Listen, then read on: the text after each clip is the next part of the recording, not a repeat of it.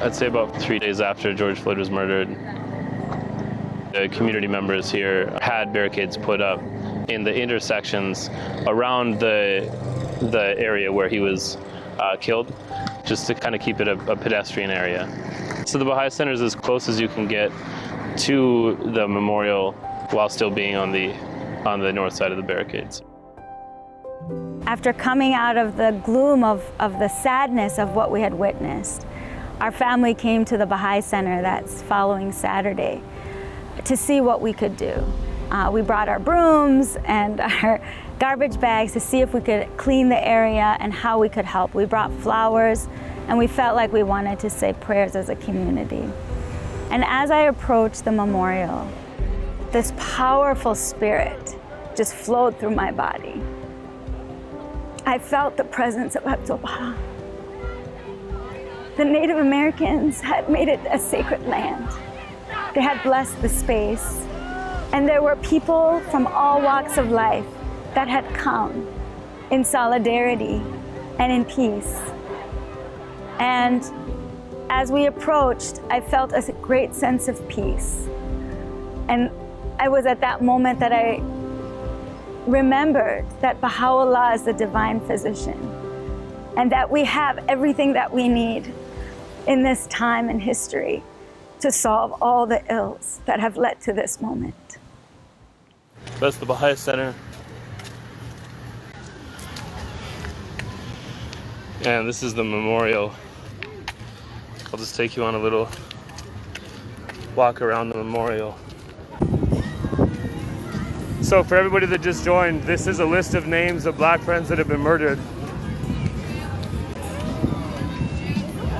I'm at the memorial. I'm a half a block away from the Baha'i Center. And this is the place where George Floyd was murdered.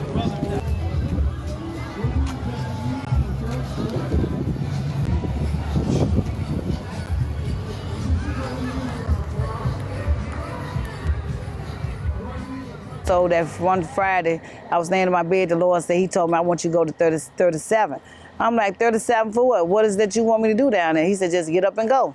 So that I got up that Saturday, and I said, I came down here on 37, and when I came down here, I realized how the traffic was so just chaotic here. It was just chaos, the people was just, everything was just wild.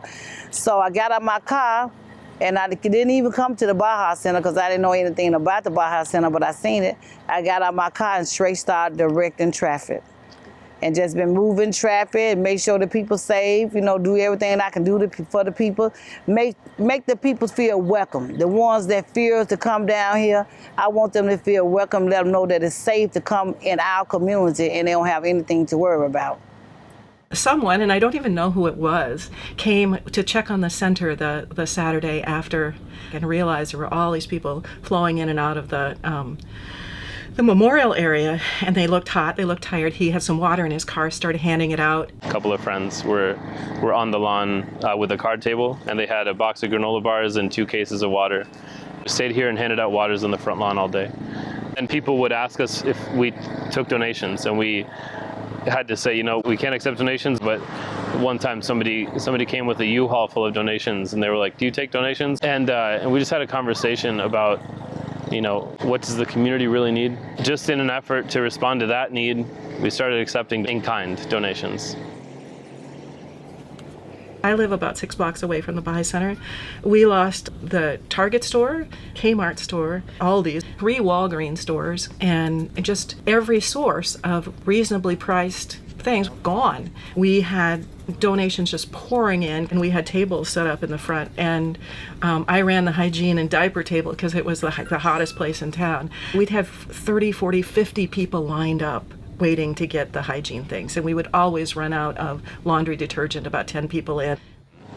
Every single day the needs were very, very unique and very different than the day before. One day we needed only water and granola bars, and then the next day we noticed people needed to wear masks, and then we had a donation of like 2,000 masks the next day. And the next day it was laundry detergent. Every day that we needed something, the next day somebody would come and donate tons of that thing without us advertising for it at all. Baha'u'llah was helping us serve very clearly, and that helped us in our motivation to serve. When people talk about flow or being inspired or being open to prayer, I never really experienced like prolonged moments of that. And suddenly it was like nonstop. Yeah. Hey guys, I just wanted to give you an update on the donations. We're getting a lot of noodles in today, specifically ramen noodles, and I just wanted to update you on our main donor. His name is Cruz, and he's dropping off some ramen noodles today. And people came forward to volunteer in a way I'd never seen before. At one point, and I'm sure this is a dated figure at this point, but there were over 174 volunteers, and fewer than half of them were Baha'is. But I was seeing Baha'is literally I hadn't seen in decades, coming in from the suburbs to volunteer, because that feeling of, this is something I can do.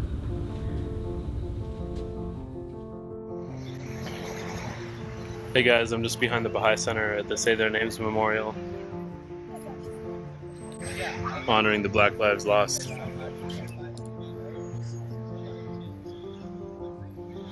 Turn the camera around so you can see.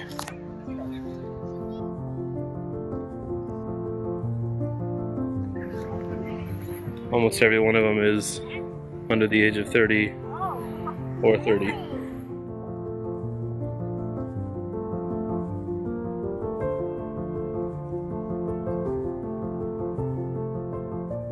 To create a just society begins with recognition of the fundamental truth that humanity is one.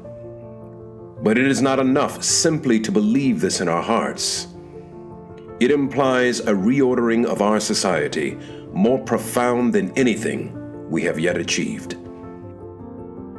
Written by the National Spiritual Assembly of the Baha'is of the United States, dated June 19th, 2020.